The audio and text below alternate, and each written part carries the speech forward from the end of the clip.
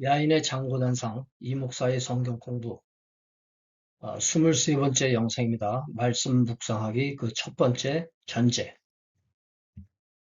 안녕하십니까. 미국 애리조나 북부 그랜드 캐년 동쪽에 있는 투바시티라는 작은 광야 마을에서 미국 원주민 나바호족 그리고 호피족을 섬기는 이 목사입니다. 부족한 것이 많지만 하나님 나라 확장에 일조하고자 아주 작은 촛불 하나 들려고 애쓰는 일꾼에 불과합니다. 이번 영상에서는 말씀 묵상하기를 생각해 보려고 합니다. 우선 강론에 들어가기 앞서 말씀을 묵상해야 하는 전제, presupposition을 생각해 보려고 합니다. 왜 말씀을 묵상해야 하는지 그 당위성에 대해서 말씀을 나눠보자 합니다. 첫 번째, 우리가 묵상을 해야 되는 이유는 말씀, 즉 성경이 우리에게 그렇게 명령하시기 때문입니다. 신명기 17장 18절을 보면 이 왕에 대한 규정에 관계된 말씀이죠. 그가 왕위에 오르거든 이 율법서의 등사본을 레위 사람 제사장 앞에서 책에 기록하여 평생에 자기 옆에 두고 읽어 그의 하나님 여호와 경외하기를 배우며 이 율법의 모든 말과 이 규례를 지켜 행할 것이라. 또한 여호수아 1장 8절 우리에게 잘 알려져 있는 말씀인데요. 이 책에서도 이 구절에서도 말하기를 이 율법책을 네 입에서 떠나지 말게 하며 주야로 그것을 묵상하여 그 가운데 기록한 대로 다 지켜 행하라. 그리하면 네 길이 평탄하게 될 것이라 내가 형통하리라. 우리가 한두 구절 더 보겠습니다. 시편 1편 1절부터 3절 말씀을 보면 이렇게 말씀하시죠. 복 있는 사람은 악인의 꾀를 쫓지 아니하며 죄인의 길에 서지 아니하며 오만한 자의 자리에 앉지 아니하고 오직 여호와의 율법을 즐거워하여 그 율법을 주야로 묵상하는 자로다. 저는 시냇가의 심은나무가 시절을 쫓아 과실을 맺으며 그 잎사귀가 마르지 아니한 같으니 그 행사가 다 형통하리로다. 시편 1편은 시편 전체를 이렇게 소개하고 전체의 그 교훈을 압축한 그런 말씀이라고 우리가 볼 수 있겠는데 여기서도 그 율법을 주야로 묵상해라. 그렇게 되면 이러한 결과가 있을 것이다. 또 우리 베드로전서 2장 2절에 보면 갓난 아이들같이 순전하고 신령한 젖을 사모하라. 이는 이로 말미암아 너희로 구원에 이르도록 자라게 하려 함이라. 이 말씀에서 묵상이라는 말씀은 나오질 않아요. 그 단어는. 그러나 신령한 젖을 순전하고 신령한 젖을 사모하라. 이 사모하는 마음, 말씀을 사모하고 탐구하는 자세가 바로 이런 말씀을 묵상하는 자세가 아니겠는가 이런 생각이 들어서 제가 또 함께 나누는 말씀입니다. 그 다음에 두 번째, 우리가 이 성경 말씀을 묵상해야 한다는 그 당위성은 성경은 하나님의 말씀으로서 묵상할 최고의 가치가 있는 책이다는 사실입니다. 무슨 뜻이냐면 성경은 온전한 하나님의 말씀으로 책 중에 책이라고 저는 생각합니다. 세상에 많은 사람들에서 많은 책들이 출판되어 있지만 그 중에서 가장 중요한 책, 가장 뛰어난 책.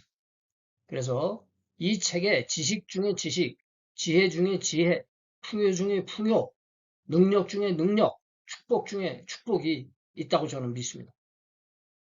저는 물론 개인적으로도 이렇게 믿지만 제가 여기서 일일이 열거하지는 않겠습니다만 우리가 주관적인, 객관적인 혹은 역사적인 이러한 그 성경에 대한 스태티스틱, 무슨 일반적으로 알려진 이런 사실들만 보더라도 가장 뛰어난 책이다라는 사실에는 의심의 여지가 없다고 저는 봅니다. 우리가 이미 여호수아 1장 8절 받고 시편 1편 1절부터 3절 봤습니다. 또한 제가 그전에도 다른 비디오에서 말씀드린 바가 있는데 시편 19편 7절 이하에 그 정금보다 귀하고 꿀보다 단 그 말씀에 대한 그 말씀의 영광에 대한 찬양 그리고 시편 19편 전체를 보면 하나님의 말씀이 어떤 것인지 정말 우리의 마음에 등불이 되고 그래서 우리가 얼마나 말씀을 사모해야 되는지 이것을 우리 너무나 자세히 시편 19편은 성경에서 가장 긴장합니까? 이것을 전부 말씀이 얼마나 귀하고 존귀하고 참 필요한 것인지 우리에게 가르쳐주고 있고 히브리서 11서 4장 12절에 보면 하나님의 말씀은 살았고 운동력이 있어 좌우 어떤 날성검보다도 예리하고 홍과 영과 관절과 골수를 찔러 쪼개게 하사 한다는 말씀의 능력을 우리에게 보여주고 있습니다. 그래서 성경은 하나님의 말씀으로서 묵상할 최고의 가치가 있는 책이다라고 하는 사실. 성경은 기독교 역사상 존재했던 어떤 기독교 관련 문헌, 우리가 부속적인 것이기는 부속적이죠. 성경이 부속적인 것입니다. 기독교의 고전들입니다. 많은 그 기독교의 교부들 혹은 기독교의 정말 성자급 그 훌륭한 분들 역사 속에서 이런 분들이 기록한 그 고전들이 너무나 많이 있습니다.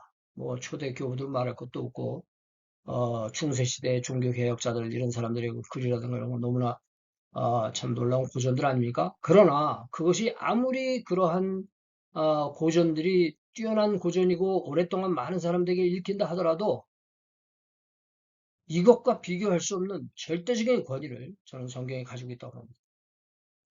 모든 지식들과 고전들은 말씀에서 시작되어 말씀으로 귀결돼야 한다. 저는 이것이 제 신념입니다. 그리고 저는 이것이 저의 신념일 뿐만 아니라 개신교, 프로테스탄트들이 그 참 받들어야 할 그러한 신조가 아니겠는가. 모든 지식들 아무리 훌륭한 책이고 많이 팔리는 책이라 하더라도 이러한 것들은 하나님의 말씀에서 시작해서 말씀으로 귀결돼야 된다. 이렇게 생각합니다. 자, 여기서 성경과 세상 지식을 대하는 제가 이 성경의 이거를 아주 절대화를 했지 않습니까? 그래서 우리가 잠깐 제가 한 화면을 살펴를 했는데요. 성경과 세상 지식을 대하는 신자들의 적절한 태도, 이 세상 지식, 우리가 이 성경을 최고로 생각할 때 우리가 성경 지식을 어떻게 생각해야 되냐? 우리가 먼저 생각해야 될 것이 하나 있습니다. 저는 그것을 고린도전서 1장 21절부터 25절의 말씀을 나누기로 통해서 생각해 보기로 하는데요. 유대인은 표적을 구하고 헬라인은 지혜를 찾으라. 우리는 십자가에 못 박힌 그리스도를 전하니 유대인에게는 거리끼는 것이요 이방인에게는 미련한 것이로되 오직 부르심을 입은 자들에게는 유대인이나 헬라인이나 그리스도는 하나님의 능력이요 하나님의 지혜니라.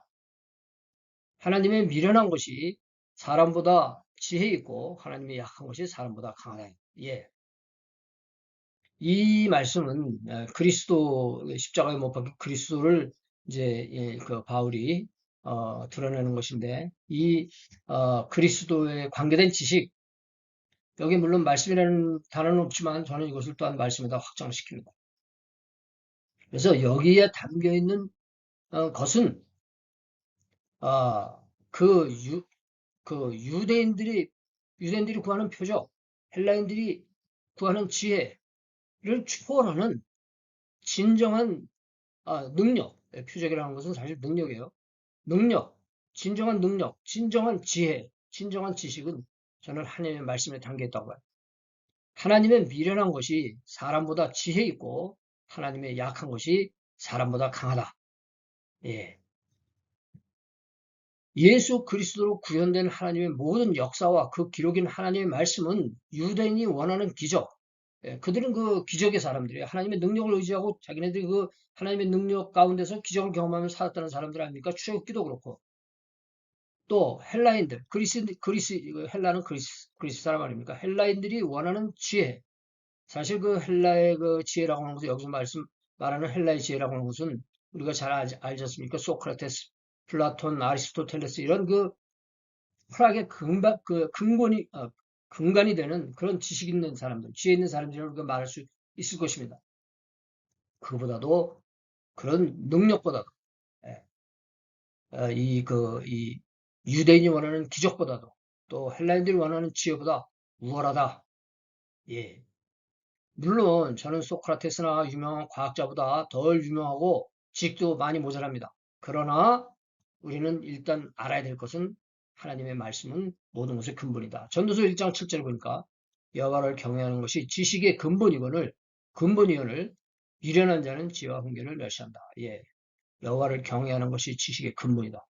예, 여호와의 창조와 섭리와 모든 지배가 모든 지혜와 지식의 근본이다. 라는 사실을 우리가 알아야 됩니다. 자, 우리가 비록 철학, 과학 등 세상 학문의 전문가 아닙니다. 우리보다 그 분야에서 너무나 많이 아는 사람들이 있어요. 또한 우리가 하나님의 말씀을 맡았다 하더라도 우리가 그 하나님의 말씀에 대해서 아는 것도 심히 미미하다고 볼 수 있어요. 그러나 우리가 그렇다 하더라도 그건 우리의 부족함이지. 하나님의 말씀은 세상 어떤 학문보다 초월적으로 우월하며 절대적인 진리임을 확신할 수 있다고 하는 사실입니다.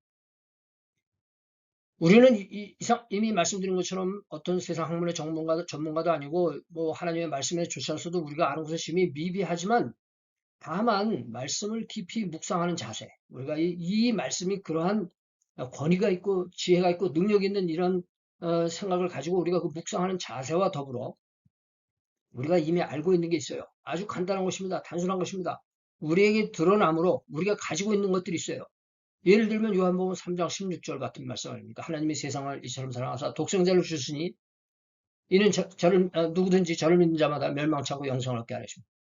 이 말씀 하나만이라도 예, 우리는 이 말씀에 대한 확신을 갈 수 있지 않겠는가? 예, 말씀의 우월성과 절대성을 이렇게 부족하더라도 경험하게 된다는 사실입니다. 예, 우리가 이제 세상 지식과 신앙의 이 신령 같은 거, 신조 같은 거, 교리 같은 거 이런 걸 얘기하면서 창조론과 요즘의 진화론 사이의 논쟁이 과학과 신앙 사이에 나타나는 갈등을 보여주고 있기도 해요. 현상적으로. 이건 현상적인 것입니다.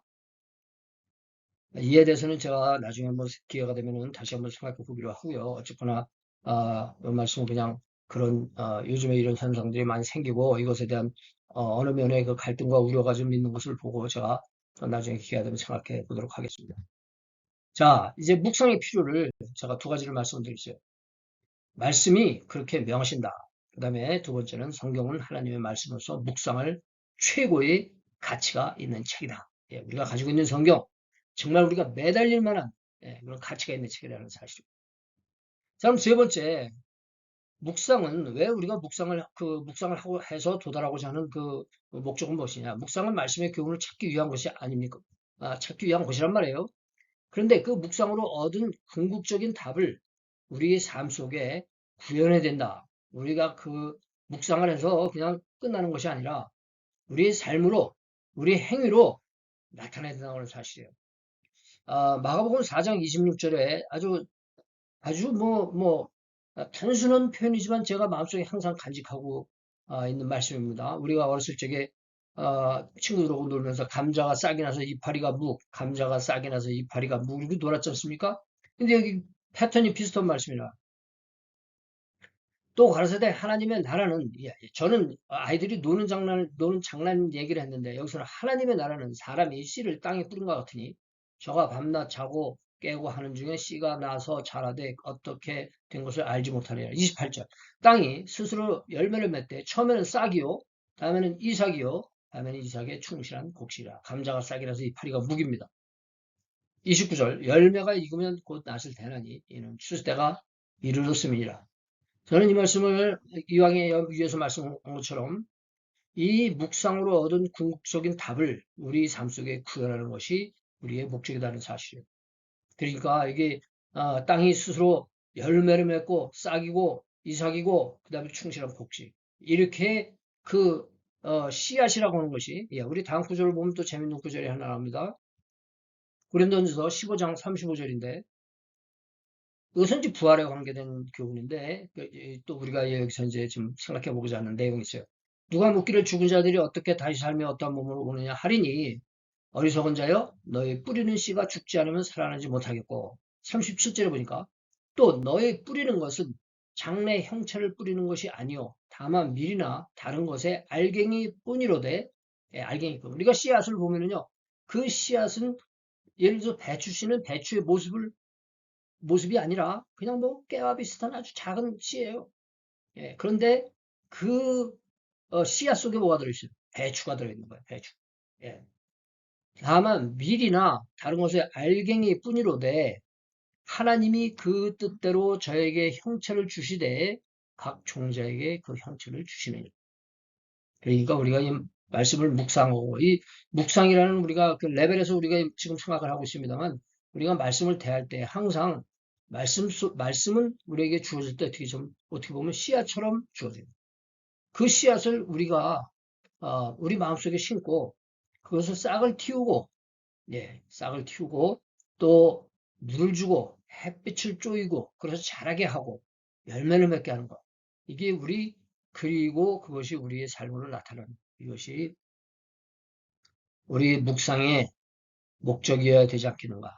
예, 그래서 여러분들 한번 생각해 보시기 바랍니다. 말씀의 씨앗이 얼마나 떨어져서 우리가 잘 이것을 물을 주고 생각을 주고 또 계속 반복해서 이렇게 하면서 그것이 형체를 나타내는 이러한 것이 우리가 묵상을 통해서 경험할 수 있는 일이 아니겠느냐. 말씀의 교훈을 우리의 삶으로 나타낸다. 예. 오늘 말씀 좀 약간 다른 때보다 조금 짧아진 것 같지만 어쨌거나 오늘 전제 왜 우리가 묵상을 해야 되느냐 우리가 하나님의 말씀을 묵상해야 할 가치가 있느냐 예, 그런 거 우리가 잠시 생각해봤고 다음에는 좀 이제 강론으로 들어가서 좀 구체적인 내용 우리 함께 생각해 보려고 합니다. 알려드린 말씀 참고해 주시기 바라고요.